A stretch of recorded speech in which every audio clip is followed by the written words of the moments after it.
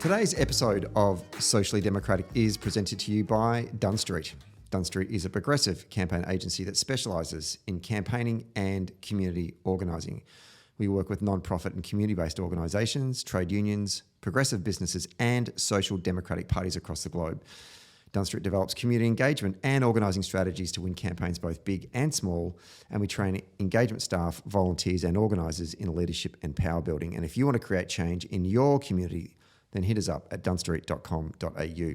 Today's episode is also brought to you by Maurice Blackburn Lawyers. When you need support with legal issues, it can feel daunting. That's why for over 100 years, Maurice Blackburn has been helping guide clients with their legal needs. They're here to help you when you need them most, from workplace to medical injuries, class actions, occupational diseases, and wills and estates and planning. As Australia's leading plaintiff law firm, they have the local knowledge and the national networks with experience that you can count on. And for more information, simply go to mauriceblackburn.com.au.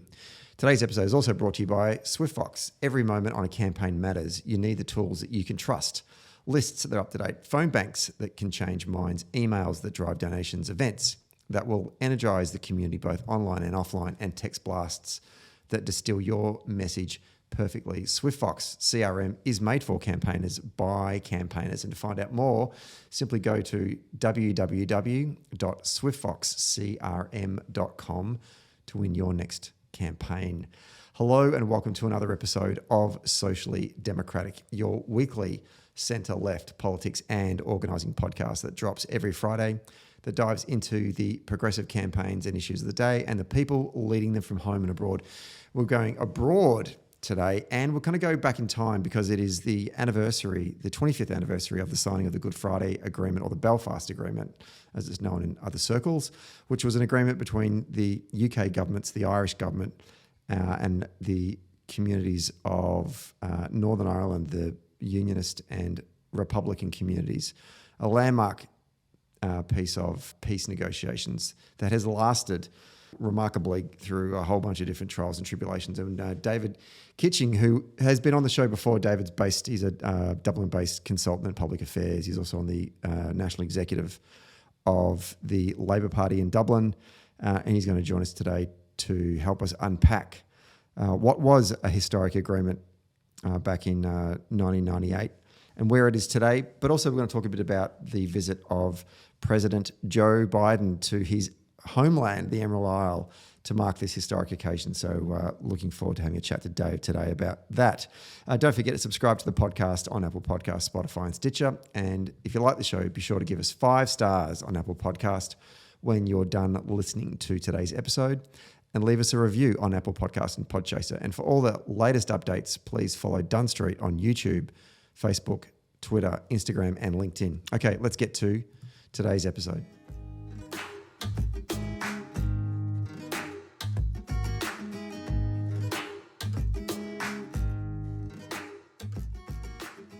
We're taping this one on a Wednesday evening on the lands of the Wurundjeri people. And during the week, or last weekend actually, sort of bleeding into this week, there's been a historic celebration over in Ireland. The Good Friday Agreement, or the Belfast Agreement, as it is known to some people, was signed on the 10th of April 1998. And this month actually marks the 25th anniversary of that historic agreement that essentially ended a 30-year war known as the Troubles in Northern Ireland, between Ulster Unionists wanting to remain part of the United Kingdom and the nationalist Republican community seeking reunification with the 26 counties of the Irish Republic. And the agreement established a power-sharing arrangement between the majority Unionist community and the minority nationalist Republican community. It was a complex agreement that was riddled with compromise and concessions by all sides. It was brokered by the Blair Labor government representing the United Kingdom and the Clinton administration in the United States, as well as the Ahern governments in the Republic and the parties in the North. And to help me reflect on this historic agreement and this moment in time, as well as the future of this agreement, plus the visit of some pretty important dignitaries to the Emerald Isle this week, I'm once again joined by Dublin-based public affairs consultant, member of the Labor Party Executive Board, And I believe he's the cornerback for Geraldine Moran's GAA team. David Kitching, welcome back to Socially Democratic. Hey, Stephen, thanks for having me. Wonderful. It's been a while since we spoke. And I was just sort of reading a lot of the commentary this week about the anniversary of the signing of the Good Friday Agreement. And I just thought, you know what? I just need to do it. I need to get David on the phone and I need to talk to you about this. And I thought that our loyal listeners, and certainly a fair few of them are of the Irish extraction, would be interested in it as well. So let's talk about the Good Friday Agreement to begin with, and maybe in the second half of the show we can actually talk about the visit of Joe Biden to Ireland and how that all went down, which was a story in itself. What do you think the overarching themes of the Good Friday Agreement? What's the reflection that we're sort of seeing in the media in Ireland about the Good Friday Agreement 25 years on? Yeah, there's been this kind of overarching theme, partly because of maybe the challenges of the last number of years in the post-Brexit referendum era. A real sense that we just can't afford to lose what was achieved there. And like the Good Friday Agreement came from a confluence of positive circumstances. You had two governments in situ at the time who they benefited from some of the work of previous governments, but they also had a greater understanding of the dynamics actually at play. For a long time, Northern Ireland had been written off as with the kind of old school tropes of it being religious conflict or something like that, which was a poor understanding of the situation. There was a conflict of competing nationalisms, of British and Irish nationalism, effectively, and the Blair government got that in a way that its predecessors hadn't.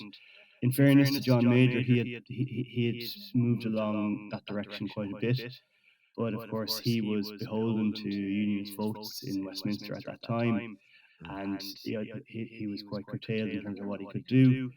The Bertie Ahern government in Ireland also seemed to get it and had also benefited from the previous government, and the work that they had been doing through the all the way through from the Anglo-Irish Agreement up through the Dunn Street Declaration. And then there were international actors who helped out, and so the US, the Clinton administration at the time, did enormous work, but also the context of both countries being in the European Union and having that kind of sense that the EU is a really unusual entity in that it thrives on pooled sovereignty, and the division in Northern Ireland and the conflict was one based on conflicted modes of sovereignty, on the kind of almost Westphalian concept. The EU dissolved those borders, it made them just less of an issue, and because now Brexit has brought those kind of old school geopolitical issues to light again and made borders a live discussion. It's created a lot of risk, and so going back to those overarching themes of the last couple of weeks, there's a real sense again that we can't afford to lose this. And I've been kind of interested at the international level how important this has become to the US and the EU. Um, because, to be honest, from a US point of view, it's a rare foreign policy achievement. They haven't been doing that well in recent decades in terms of you know in terms of the rollout of their foreign policy. And this is a real feather in their cap, and especially for democratic administrations. It's been quite noteworthy the difference in the way that the two parties there have handled this. But they really hold on to it very dearly. And for the European Union as well, I was struck during my time living in Brussels, going to an event for the Socialist and Democratic Group in the European Parliament, and they ran a montage of major achievements over 50 odd years, and they they included all sorts of significant achievements across Europe, but the Good Friday Agreement came front and center. And we forget that how a lot of this played out in European politics at the time. Like, for example, John Hume and Ian Paisley both were members of the European Parliament. They both saw it as a relevant forum to get their positions across. So it is an international agreement, and it has that application elsewhere, and it's used as an example. But of course, if the institutions were allowed to fail, that removes that kind of that sense that you can apply its lessons in other situations. So that's been a real underlying theme for all of this. Yeah, that's an interesting point actually you made. I hadn't even considered the implications of Europe in that conversation. Actually, it's maybe at the time 1998, it just seemed a bit more different, a bit foreign for us down here in Australia. But that is interesting because, and to your point there, it was held up as a remarkable achievement, and not just for US foreign policy achievement, but just more broadly, like you found that those who were trying to solve conflicts in, say, Israel and Palestine, or the Basque Yeah, territories, or the civil war in Colombia, they all were saying, look at what was achieved in Northern Ireland. This can happen. And to some degree, yeah, we have seen movement, particularly with the situation of the Basque and communities in Spain, and also in the civil war in Colombia. They all, in the end, kind of did have some level of ceasefires and peace. Still struggling a bit in Israel and Palestine, but it yeah, kind yeah. of gave people hope, though, didn't it? Really, it was such a kind of no, I wouldn't say it came out of nowhere, but it wasn't. It wasn't like it was their first attempt at peace, right? There'd been so many other Oh yeah, starts for failures, but when it finally did happen, it was like, oh wow, this actually can be done. yeah. And that's you see that's where you see the interesting comparison, because like the Sunningdale Agreement back in '72 had quite a number of the elements that went into the Good Friday Agreement. To the extent that Seamus Mallon, the former deputy leader of the SDLP, he calls the Good Friday Agreement Sunningdale for sole earners. Mm. And it was, but the difference was that Ireland and the UK both both joined the European Union from '72 to '73, became full members in '73, and up until that point, that kind of old school conception of sovereignty and uh, there was no notion of the idea that you could share such a thing as sovereignty. But when both countries had, 25 years of membership of the European Union, it created a situation whereby it was less of a live issue, it was less contentious. The idea that you can share some of these things and it doesn't undermine the integrity of your national identity or anything like that. That was a remarkable breakthrough. Yeah, another element of this, and this is where it was useful to have international players involved, was the capacity to understand the internal dynamics within the competing communities. It has occurred to me at times when I look at, say, the Palestine-Israel conflict, that there are different factions and different groupings within, and there's often been a tendency I've seen in various Israeli governments to exploit those divisions rather than to look at assisting people who are more minded towards compromise to actually bring them with them. That kind of spirit went throughout a lot of the work that people did around the Good Friday Agreement. So, like, with Sinn Féin as the political wing of the Provisional IRA, um, one could have been highly principled and moralistic about it and said, well, they shouldn't be at the table. But what would that have actually achieved? Because if you leave them out in the cold, well, their only option is to go towards guns and bombs. And favouring that political option and helping those who wanted to bring the Republican movement towards peace, helping them establish greater credibility amongst the rest of the Republican movement that the political option is going to be favourable, and this is where we can actually win some of our desired outcomes. Similarly, with the Unionists, I was quite taken during the week. There was a lot of discussion around the calculations David Trimble had to make and how much pressure he was under. One of the big things was decommissioning of arms, and this was a real red line for Unionists. And up to the 11th hour, they're negotiating all through the night, and he was under enormous pressure. And he couldn't move the rest of unionism forward without getting something on decommissioning. And then a promissory note that Tony Blair had drafted arrived up at his meeting room, and basically he just said, "This is enough. It's enough to bring them across the line." So like, it was just these little compromises that had such a huge impact, and it was and there were huge risks to Trimble in that case, or like. John Hume had led a lot of the charge in terms of bringing Adams across. So had the Irish and British governments had been in discussions with them, even though it wasn't made public around that time. All those back But, channels. but they took risks, like the fate of the SDLP and the Ulster Unionist Party is testament to that.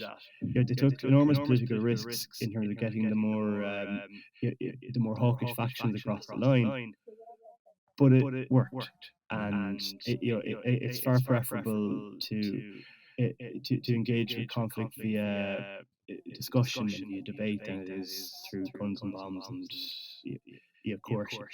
So that's been a lot of the big lessons from it, and like it's been challenging the last while because the nature of British-Irish relations has deteriorated, because of Brexit, and not alone because of Brexit, but because of the discourse that has been fomented in the UK post referendum as well. That spirit of pooling of sovereignty, of sharing, of the idea of a shared future, is not really at the core. This kind of supposed independence movement in the UK it's really about just getting all of what you want and not being willing to make compromises. And it's been enormously challenging to deal with. We don't really feel like we're dealing with adults in the room, which had been the case in the 90s. Well, I want to talk about those compromises that were made in order for this agreement to happen. But before we do that, I kind of want to reflect on some of the things that led up to the negotiations that gave that enabled for the negotiations to really begin. And I just want to get your reflection on that. And do you see them as some of the key ones? I've tried to pick 4. There could be more, and maybe you want to list them, or maybe you want to rank some of these in order of which are the most important. But I think certainly the election of the Blair Labor government in 1997 was crucial. The July 1997 IRA ceasefire, which actually was the second one, because remember there was one in 94. And then the subsequent ceasefires from the loyalist paramilitary groups. Obviously, the involvement of the Clinton administration through Senator George Mitchell, and had been for a number of years. And then obviously the acceptance of Sinn Féin into the negotiations at Stormont as well, I think is a crucial one. And I just want to get your reflections. Which are those are the most important, if you can rank them, or am I missing any there as well that needed to be added into that? No, they're all really key touchstone points. Now, as I was saying, there was work going on before that as well. So, first of all, going back even to the 1980s, the Anglo-Irish Agreement it had a lot of challenges, but it was a starting point, at least in terms of getting this idea that the Irish government could be involved in some way in the future of Northern Ireland. That was a step forward. Of course, it was controversial because that was a very challenging agreement for the unionist community, and I know even within Irish politics at the time, there was a Fine Gael Labour government in Ireland during that period, and a number of people expressed concern that there wasn't enough to be able to get unionists over the line, which is so ultimately the subsequent efforts in the early 90s were an effort to bring them on board and to move the IRA further away from a conflict-oriented approach. When it comes to Blair getting into power, so like I was saying earlier, John Major and his government had made some significant efforts too, but even at that time they were dealing with a very difficult right wing in the Conservative Party, and they were reliant on unionist votes in Westminster. And I know during some of the negotiations, again, it was Labour and Fianna Fáil government in Ireland at that time, across from a Conservative government in the UK. And there were some very difficult conversations between those governments. I know at one point, Albert Reynolds, former Irish Taoiseach, had accused Major of acting in bad faith, and they had a very serious conversation behind closed doors, just the two of them, after that happened. Apparently, at the time, Major was listening to him. He had a pencil in his hand, and he broke it when he heard that phrase uttered at him. And they went in. They could be heard shouting at each other, and they came out and found an agreement. They're difficult times, and each of those were people who were skilled negotiators and moved things forward a little bit, but hadn't created the full circumstances to be able to actually achieve this. And then you had the Blair government come along, but it didn't really start in 1997. They had been doing their homework for a number of years before this. So even going back to Neil Kinnock's leadership, he used to go over and back a lot on delegations to visit Dublin and Belfast, and he was liaising a lot with opposition and with government at the time. Blair and others around him took a lot from that too, and so those relationships were deepened and made that bit warmer again. So that by the time he came into power, he had a greater appreciation of the distinction between the old school conception of the conflict as kind of religious atavism and all this kind of stuff, which doesn't really have any basis. And he understood that it was really constitutional issues and the confluence of economics and of class dynamics and all those other things that played into it, alongside cultural indicators like religion and nationality. So that's why they came up with design for the Good Friday Agreement, which reflected several strands of how you go about resolving a conflict like this. So like strand one was the internal politics, so having shared executive power sharing, having ministerial representation across all of the main parties, and the use of the Dehan system to do so. So all the boring procedural stuff was actually really crucial to making it workable.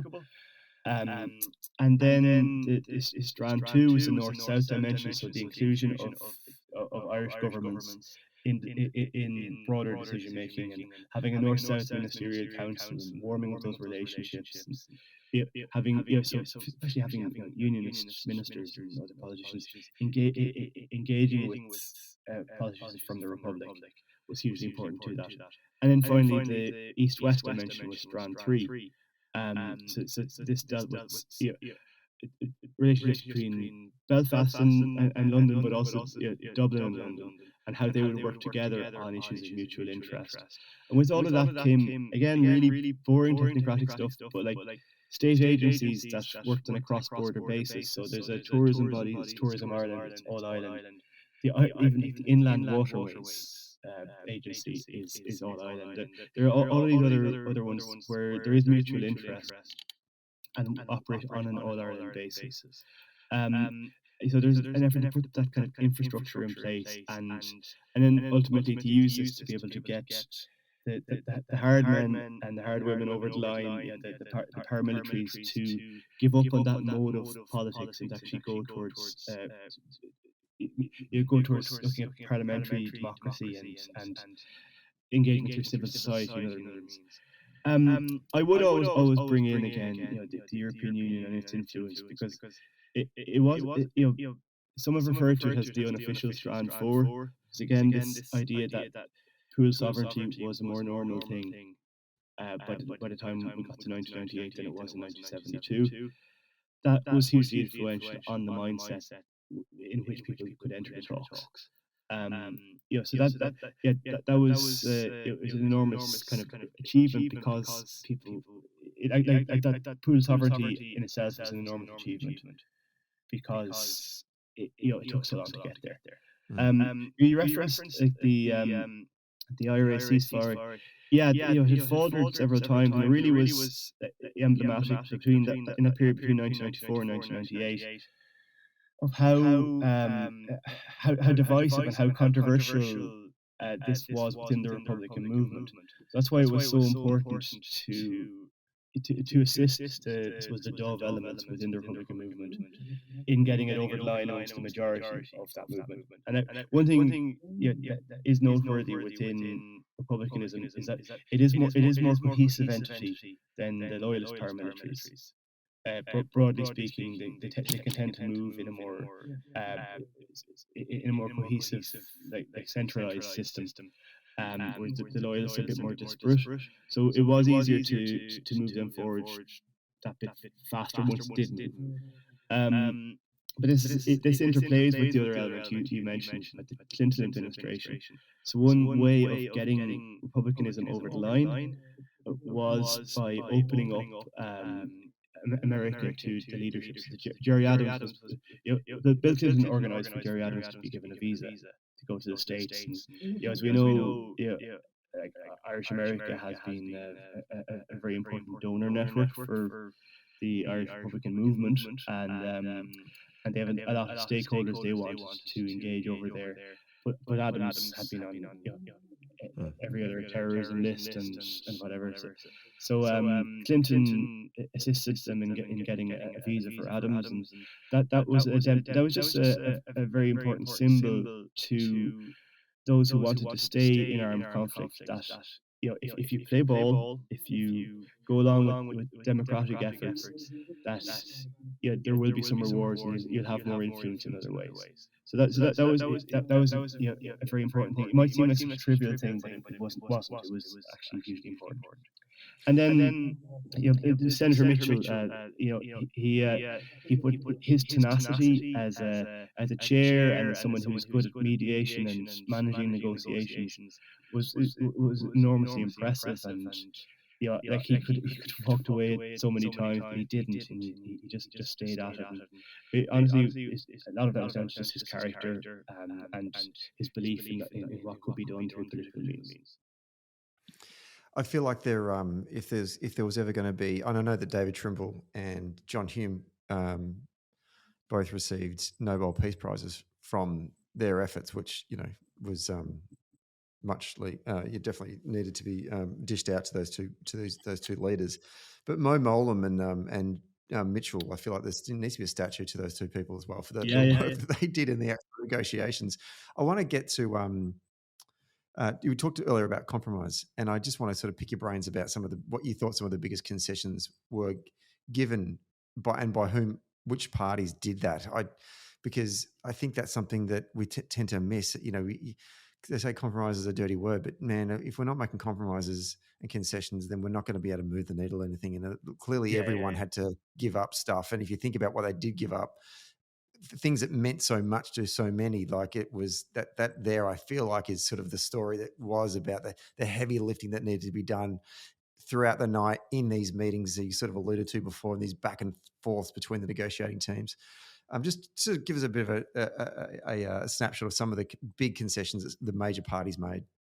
Yeah, sure. I suppose if we start with the British side of the equation, that includes both British government and political unionism in Northern Ireland. The idea that there could be that an Irish government could have influence over the affairs of Northern Ireland, that was a substantial step forward, and it was a hard pill to swallow for a lot of them, because unionism had been used to I suppose running affairs until 1972, running the affairs in Northern Ireland in quite a biased way, and often quite nefarious. But so coming from that position to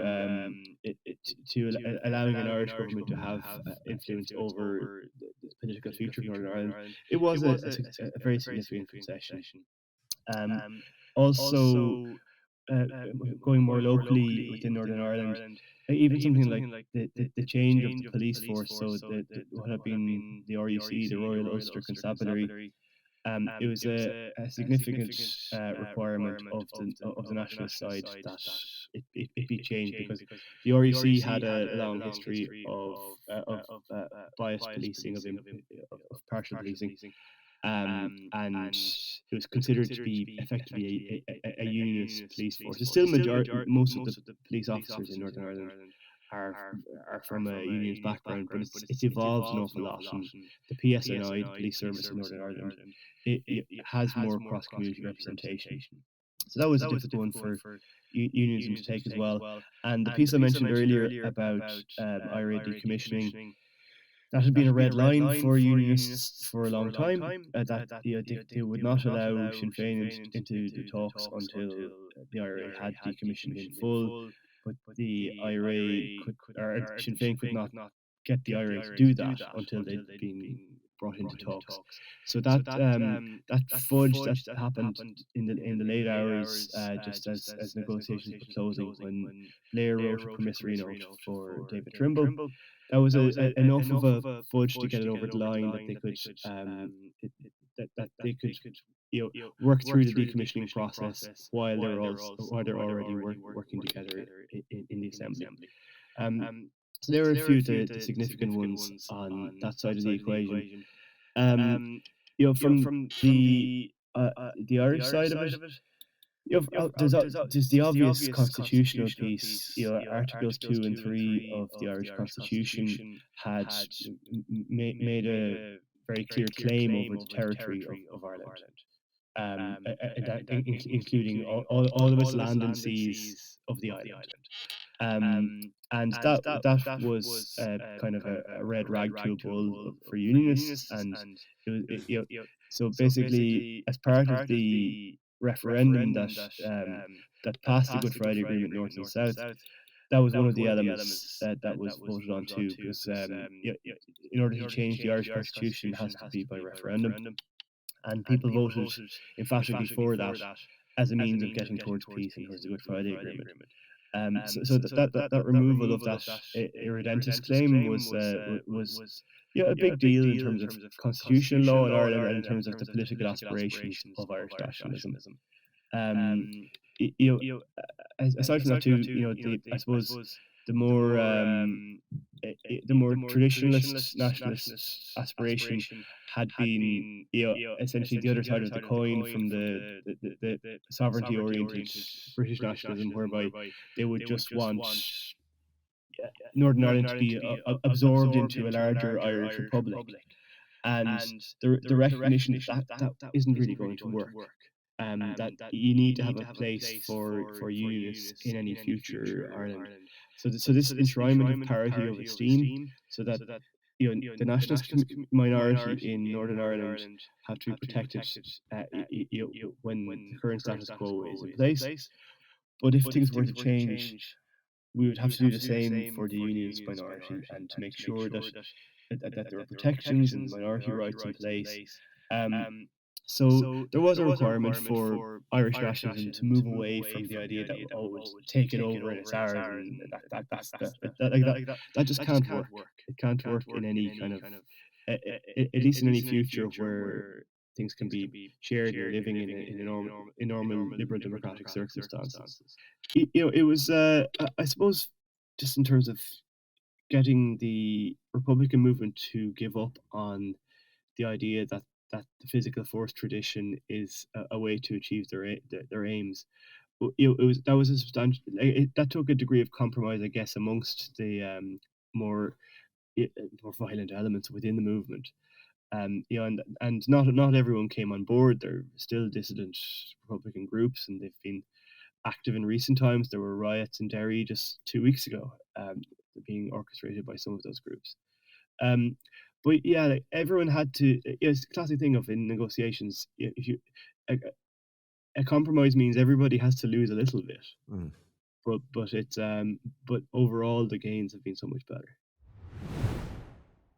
Let's take a quick break to talk about SwiftFox. Every moment on a campaign matters. You need the tools that you can trust. Lists that are up to date, absolutely. Phone banks that can change minds. Emails that drive donations, and events that will energize the community online and offline. And text blasts that distill your message perfectly. SwiftFox CRM is made for campaigners by campaigners. And to find out more, go to swiftfoxcrm.com to win your next campaign. Okay, let's get back to the show.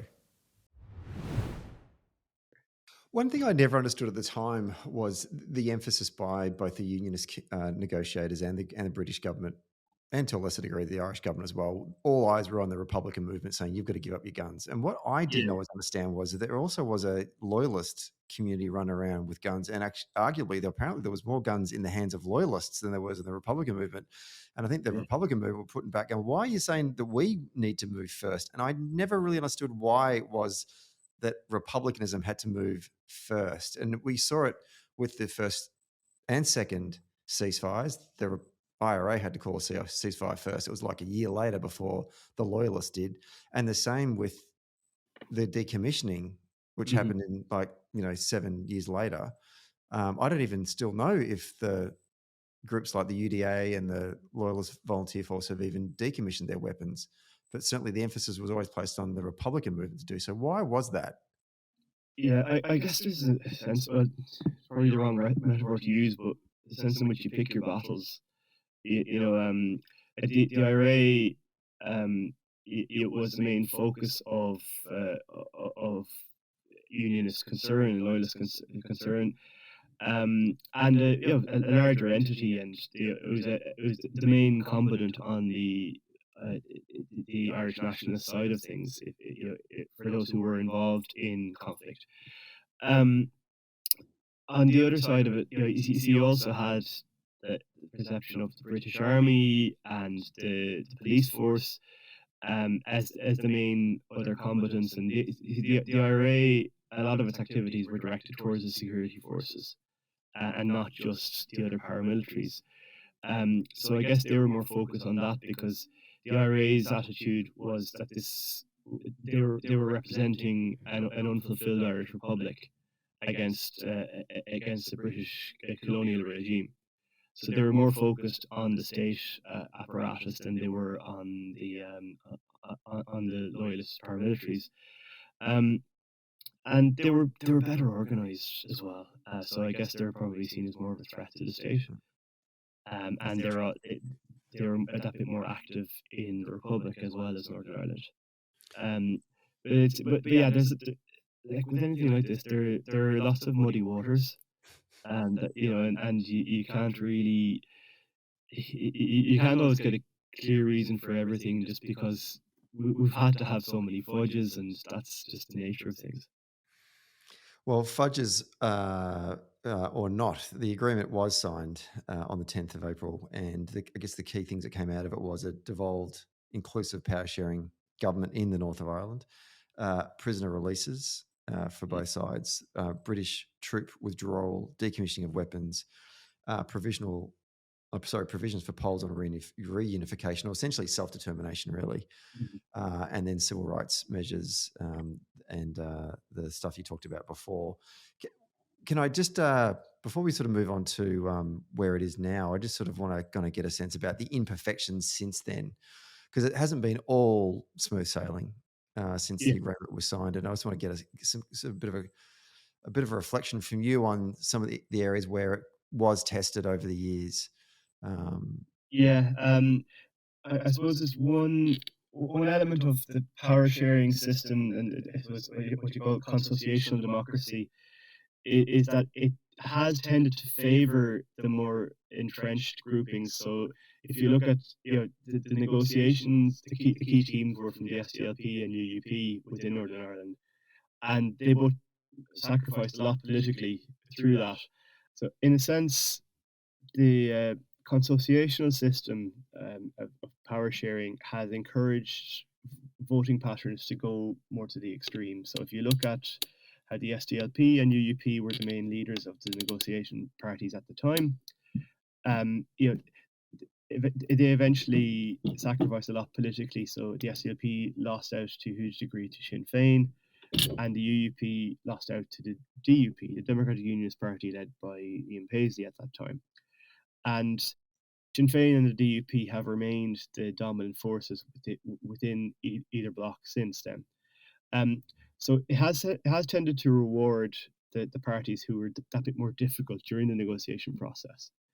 And there's a sense in which, while during the negotiations, um, people focus on the big ticket issues, the constitutional challenges, and what were the key things you needed to get this effective international treaty across the line. when it comes to day-to-day running of your politics, it comes back to, I suppose, a degree of pettiness, and people, leaders often looking for the small things to have their battles over, because that's ultimately what shores up their vote. So for example, it's how it's taking so long to get an Irish Language Act over the line, because that's become a sticking point for political unionism. Um, or and so the day-to-day politics, because it's just that bit less glamorous in a way. It's made it more difficult to manage. And then there's always just that massive elephant in the room of Brexit and the influence it has had on the body politic there. So the DUP took a big bet and went in favour of Brexit, because I guess they saw the demographic changes happening in Northern Ireland, where the nationalist community is growing at a faster rate than unionism. Um, and I guess they saw Brexit and that pulling away from the European Union as a way to shore up British sovereignty within Northern Ireland. But it's been enormously damaging, and because you're dealing with so many external stakeholders, and how to manage both the European Union single market while dealing with a border on the island of Ireland, it's created enormous problems, and it's made it very difficult to move things forward, and it's heightened the kind of temperature of debate in this last number of years, and it's just making things more difficult to manage. And we're now in a situation where they had an election, and months are passing by, and we don't have an executive.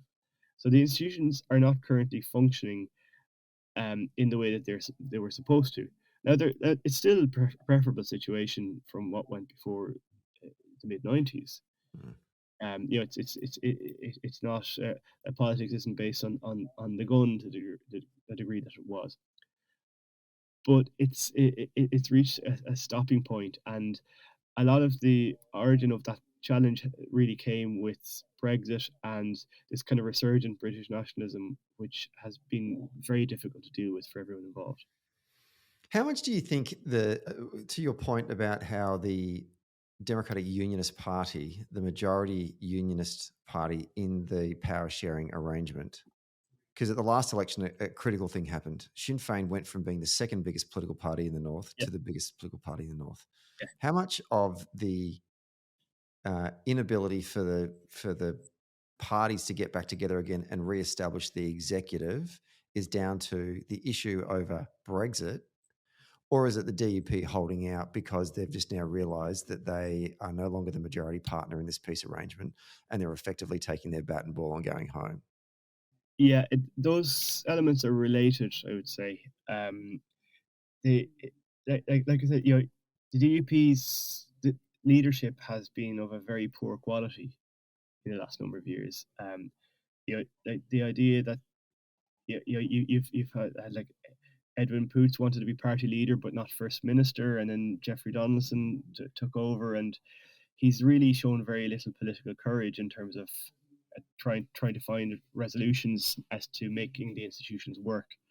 Um, there's a sense in which they don't really want the institutions to work, but they also don't want, if they have direct rule, they know there will be an influence of the Irish government, and they don't want that either.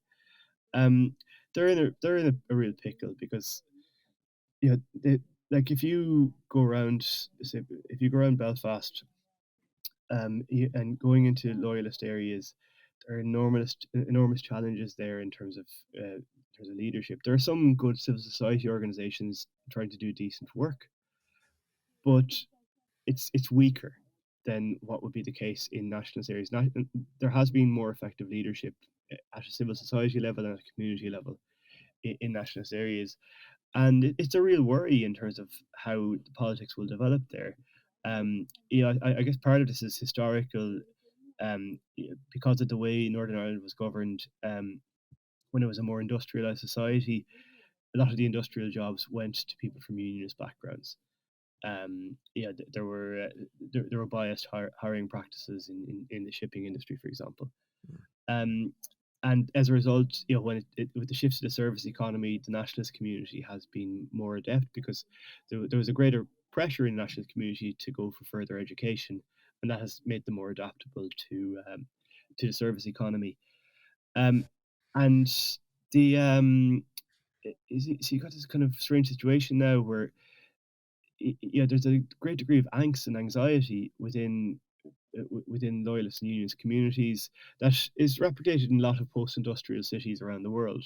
But this has an extra edge to it because it's couched in a communal division. And with that, you have a party like the DUP that's playing loose and fast with um, with the institutions that were set up to try and create some kind of collective prosperity and peace. And there's that kind of thing of like leading them up the hill and not quite sure where to go from there.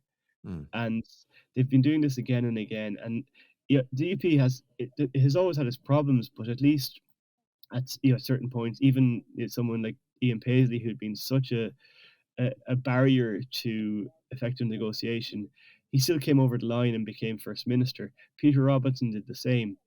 There was at least an effort to engage with their adversaries in a way that could be convivial and that could be constructive. And another thing happened during the week that someone posted a photo of a letter that was written by David Trimble to Martin McGuinness when Martin McGuinness was dying. And these guys had been political adversaries, and they'd been then in negotiating rooms together, and from very different backgrounds. Martin McGuinness had been chief of staff of the IRA at one point, and when I saw Trimble's letter just expressing such sorrow that he was so ill, and it was also during a previous impasse when the executive had fallen, and saying that I can't help but think that if you were in a leadership position at the moment, that we'd have managed to find a way around this. Mm. So these are people who are, McGuinness was a combatant and was still able to work to bring it over the line. And then the other side of things, the DUP, they're just trying to triangulate to see what they can do around Brexit to make things more favourable to their interests. But it's so short-termist, and they'll do okay while the Tories are in power because the Tories are a total mess. But where they go afterwards, they don't. There's really very little what you might call cathedral thinking in terms of how they're operating right now.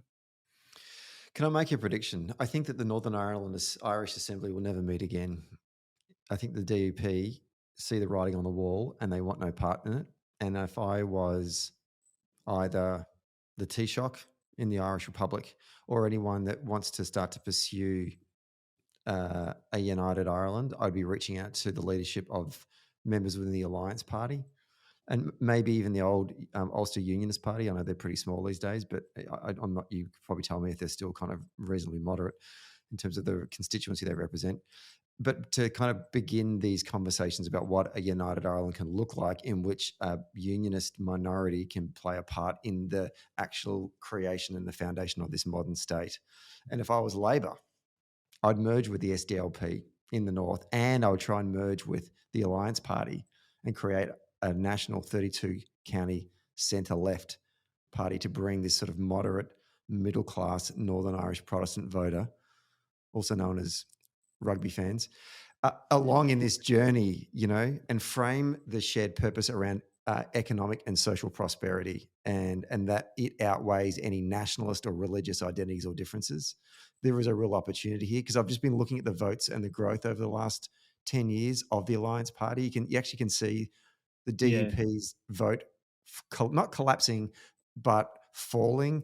And to your point, there are real problems in the unionist or loyalist working class communities, and lack of employment, poverty, drugs, run by gangs nowadays. The Shankel's apparently a different place to what it was 10, 15 years ago.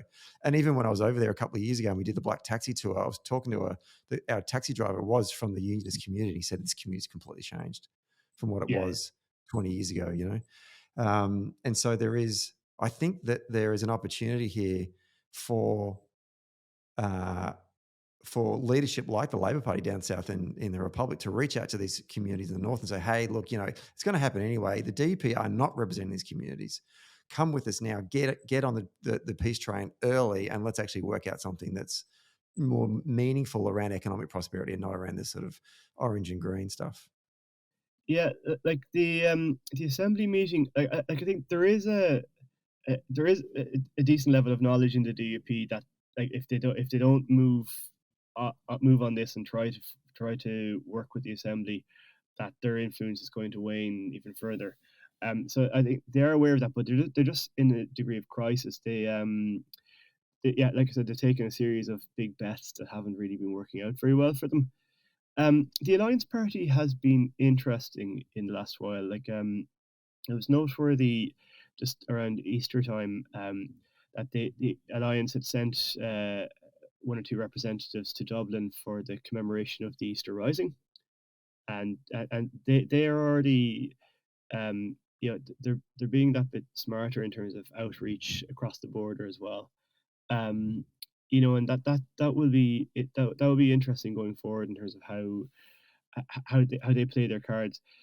They're, like, whether the assembly meets again, like, it would be, I'd be really worried if it didn't, Mm. because all of what you're talking about around any kind of reunification, it can't happen in a hurry, because we'll end up committing the same mistake as the Brexiteers did in the UK, by making a big decision like that, and having it, like, almost like like something you chop the past from the future without actually working your way through it and making it effective and workable as something that everyone can feel a part of. So if the assembly and in any potential future unified entity, there would be a place for the assembly potentially.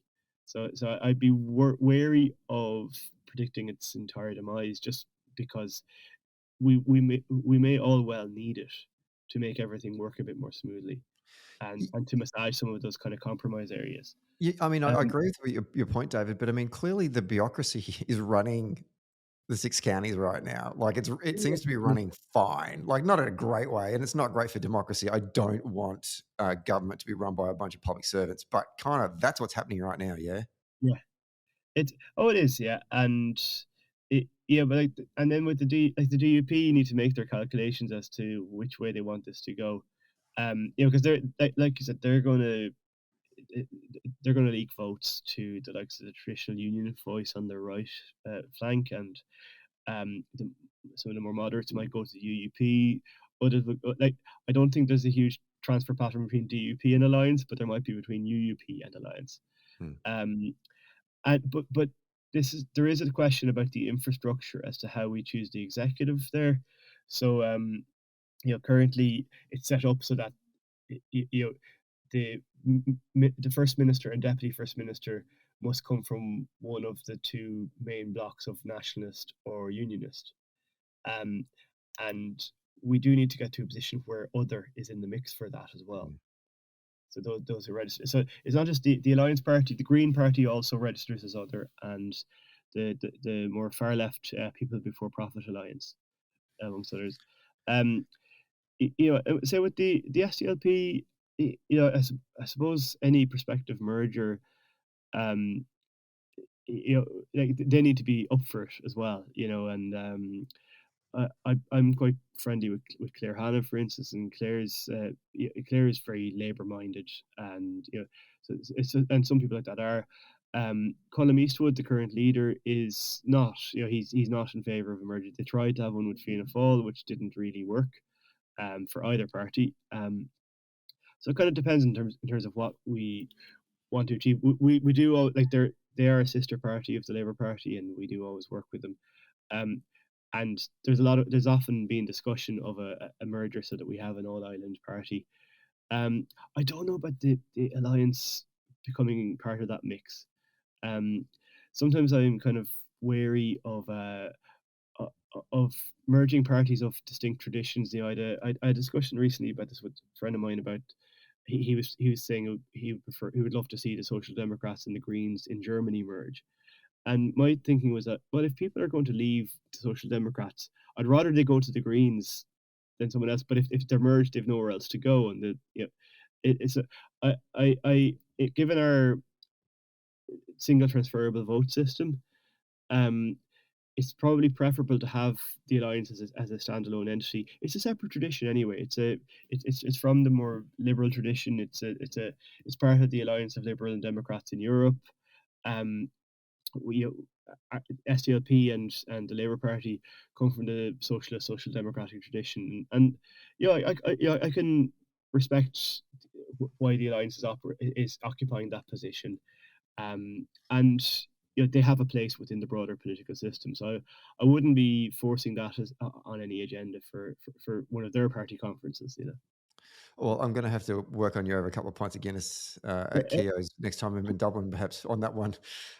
Let's talk about Biden's visit, because I'm super excited about the visit of the United States' second Irish Catholic president they've ever had back to his homeland.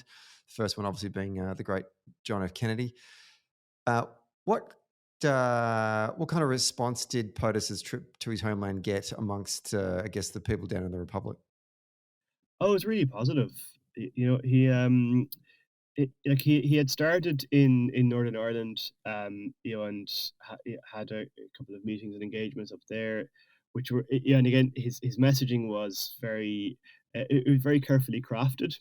He was keenly aware that there's a perception in political unionism that he's not favourable to them at all. So he very carefully crafted his messages in terms of getting the assembly up and running, but he always hedged it a little bit, saying, but this is your choice. This is your choice. I'm not telling you what to do. Effectively, there were some very moving moments as well.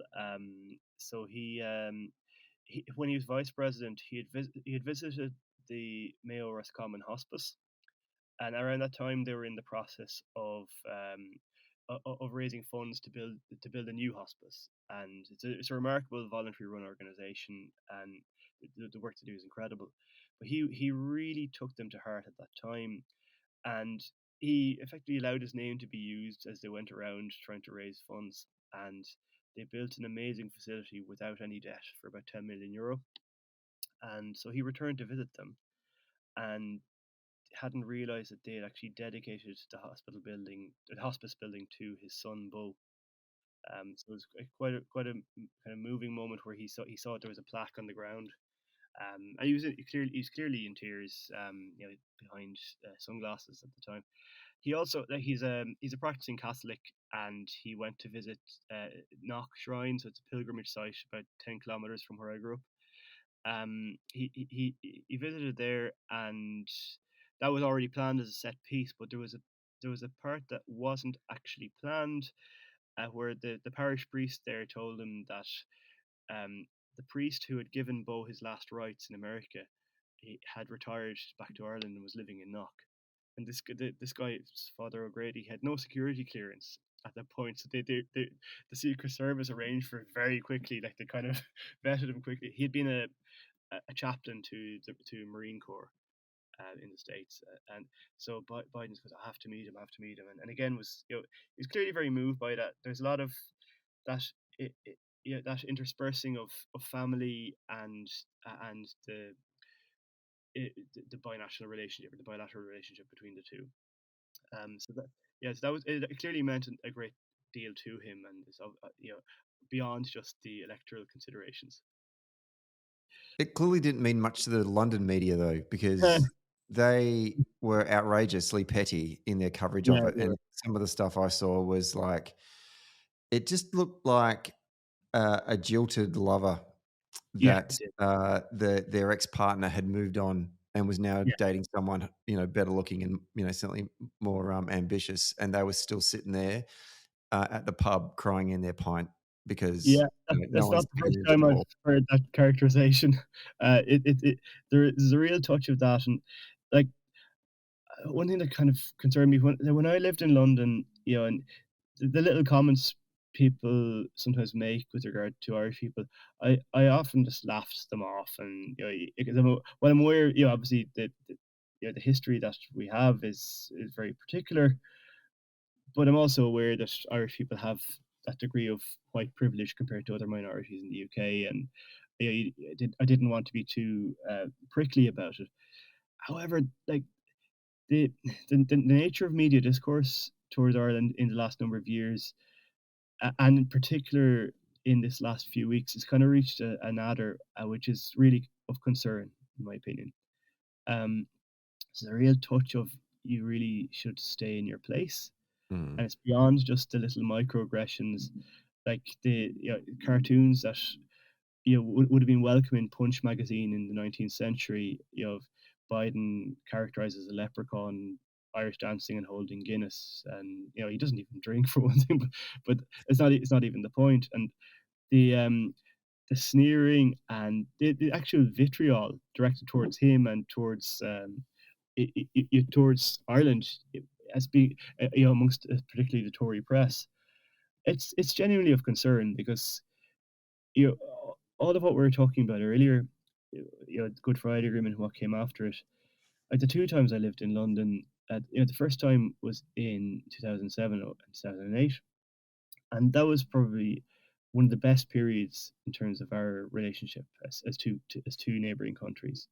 Just it was very warm, it was friendly, and we just moved to a place where the nasty old days had gone. And this last few years just dragged us back. It's just bloody Tory rule has done so much damage, and they don't even seem to care. Or those who do are too bloody weak-willed to do anything about it. And that's been a real shame. They look more and more isolated on the global stage, and that's what I took away from this. Because obviously we've all talked about Brexit, and they've isolated themselves from their European brothers and sisters.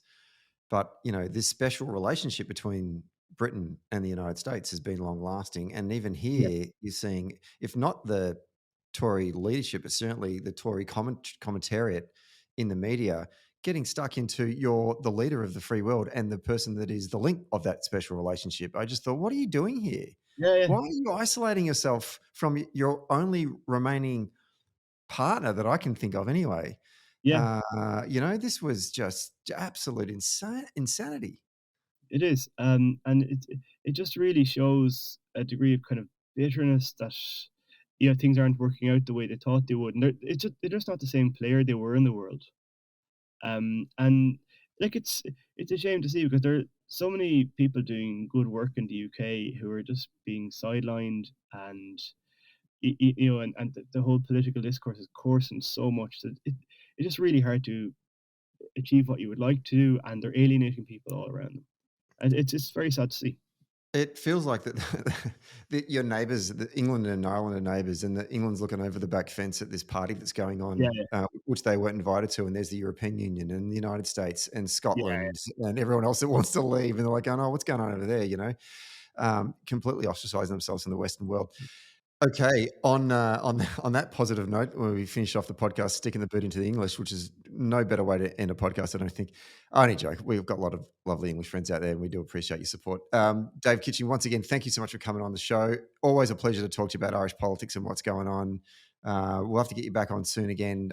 Obviously, some great stuff going on in Dublin. Nirvana is doing a great job leading the party. I know you had a really successful party conference last month, but we're out of time today, and I know you've got to get on with the rest of your day. So we wish you the best of luck in the future, and thanks very much for coming on the show today and sharing your insights. Thanks, Stephen. Good to see you.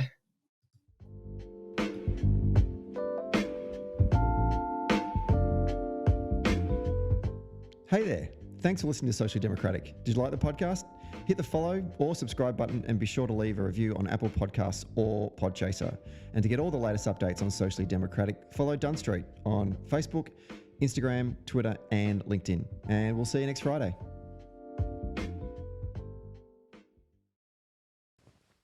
Socially Democratic was brought to you by Maurice Blackburn Lawyers. Maurice Blackburn Lawyers have spent more than a century paving the hard path to justice for everyday Australians. They've helped over 500,000 Australians turn their situation around, and they know how the system works. Their experience and skills means you'll get the best results possible. Find out more on their website, mauriceblackburn.com.au. Maurice Blackburn, experience you can count on. Socially Democratic was brought to you by SwiftFox. Every moment on a campaign matters. You need the tools that you can trust, lists that are up to date, phone banks that can change minds, emails that drive donations, events that will energise the community online and offline, and text blasts that distill your message perfectly. SwiftFox CRM is made for campaigners by campaigners. To find out more, go to swiftfoxcrm.com to win your next campaign.